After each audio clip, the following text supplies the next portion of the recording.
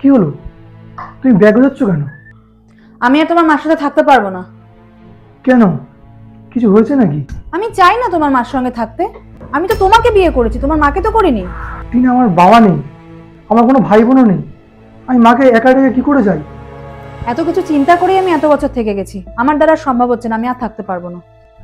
টিনা, আমার কথাটা বোঝার চেষ্টা করো। আমার মার হাই প্রেশার, প্রত্যেকদিন ওষুধ দিতে হয়। মায়ের যখন তখন আমাদের প্রয়োজন পড়তে পারে। আমি পারবো না তোমার মার সঙ্গে থাকতে।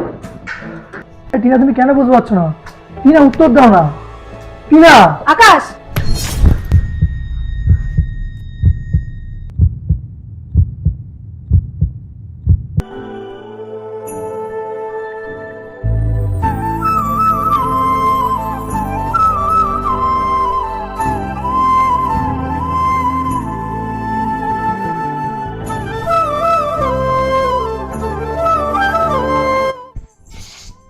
চুপ করো।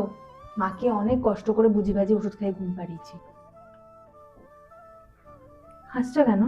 জানো, মা আর বউকে এরকম একসাথে হাসি খুশি দেখা একটা বিবাহিত পুরুষের সব থেকে বড় স্বপ্ন।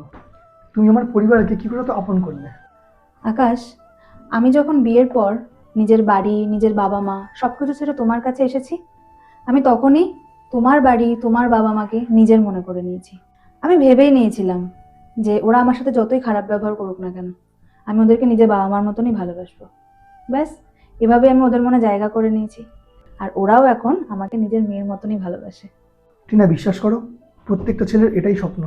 সব মেয়েরা যদি এরকম বুঝতো, তাহলে পৃথিবীতে ছেলেদের কোনো আর কষ্টই থাকতো না।